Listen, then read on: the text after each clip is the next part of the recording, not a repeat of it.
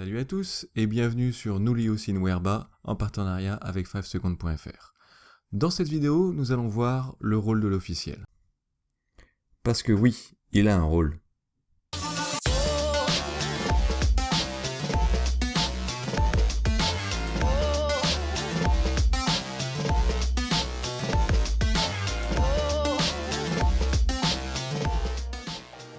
En tant qu'officiel, il peut vous arriver d'avoir des moments de doute. C'est pour ça qu'il est bien de se souvenir quel est notre rôle primaire pour agir au mieux. Pour vous, à quoi sert l'officiel ? Quel est son rôle premier ? Certains diront encadrer des matchs, d'autres diront donner des pénalités. Il y a 3 mots qui sont le credo des officiels et qu'on va souvent utiliser. C'est safety, fairness and gameplay. Un peu comme les lois de la robotique, l'ordre de ce credo est important et la première règle passera toujours avant la deuxième et la deuxième avant la troisième. On va passer ces points un par un. Tout d'abord, safety, que j'espère vous aurez aisément traduit par sécurité. Comme la règle 8.2.5 le précise, la sécurité est la règle numéro 1 des arbitres. Et on doit, avant toute chose, s'assurer de la sécurité dans un match. Mais sous ce terme, on entend plusieurs choses.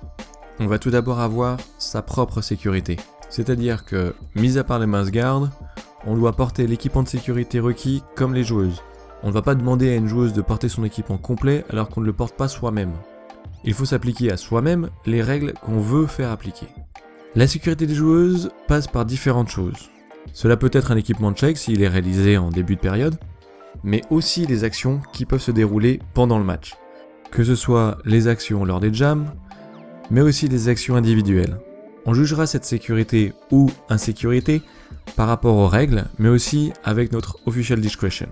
On va aussi vérifier la sécurité du lieu, et plus précisément le track où on va s'assurer qu'il est conforme aux standards WEFTA. C'est plus un truc fait par le headref, mais rien t'empêche de jeter un coup d'œil aussi. Entre autres, on vérifiera les distances avec le public, que le scotch tienne bien et qu'il n'y ait pas de risque qu'une joueuse se prenne un patin dans la corde, que les medics soient présents et sachent quand intervenir, ou encore que la surface de jeu ne représente pas de risque. Pour l'anecdote, un jour, on a retrouvé lors d'un contrôle d'un track un pas de vis grand comme ça en plein milieu d'un virage. On a dû faire venir une scie circulaire et faire pas mal d'opérations de protection pour réussir à lancer le match. Une fois que la sécurité est assurée, on va pouvoir passer à la deuxième priorité, fairness. C'est-à-dire que le jeu soit juste, équitable, que les deux équipes aient la même possibilité de gagner. Dans l'introduction, je vous ai demandé pour vous quel était le rôle de l'officiel. Une réponse qu'on peut avoir parfois, c'est de donner des pénalités. Ce n'est pas tout à fait juste. La pénalité est un outil, pas un rôle. Si une équipe prend un avantage sur l'autre équipe grâce à une action illégale, l'officiel va donner un handicap à cette équipe afin de rééquilibrer. Pour handicaper cette équipe, l'officiel va se servir de son outil qui est la pénalité. Il faut toujours garder à l'esprit que nous ne punissons pas, nous faisons que rétablir un équilibre. Quand on parle de poker face ou de team no fun, c'est premièrement une apparence, et on est un peu plus fun qu'il n'y paraît. Et cette neutralité a un rôle et une raison derrière. On essaye de rester le plus neutre possible. Si par exemple, le jammer F se met à faire des sourires à une jammeuse, cela pourrait être mal interprété par les joueuses ou le public, et pourrait remettre en cause son impartialité. Pareil, si vous parlez plus à un bench plutôt qu'à un autre, vous risquez d'avantager une équipe plutôt qu'une autre. C'est pour ça qu'on limite toujours au maximum notre communication, et qu'on va faire en sorte de toujours parler aux deux équipes en même temps. Bien sûr, cela ne veut pas dire qu'il faut être hautain avec les skateurs, on peut rester courtois et poli. Mais il faut avoir conscience qu'un geste ou qu'un mot peut être rapidement mal interprété. Et sans crédibilité, il n'y a pas de confiance. Et les skateurs doivent toujours pouvoir avoir confiance dans leurs officiels, qui sont une des clés du sérieux du match. Tout au long du match, nous devons rester sur un arbitrage homogène, toujours pour ne pas influencer le jeu par des changements d'arbitrage en cours de match. Si en tant que jammer F, on arbitre d'une certaine manière la première période, on doit rester constant et arbitrer de la même manière la deuxième période pour ne pas avantager une équipe plutôt qu'une autre. Là-dessus, le poste de jammer F est super sensible. Perso, en tant que headref, je réfléchis vachement à ce que je vais dire au jammer F à la mi-temps. Passons maintenant au gameplay. Tout d'abord, je tiens à rappeler que le gameplay va être important si d'abord le safety et le fairness sont assurés. La traduction du mot gameplay est pas forcément évidente.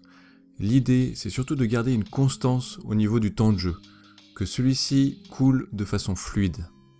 L'idée, c'est toujours d'influencer le moins possible, notamment en coupant par des official timeouts ce temps de jeu.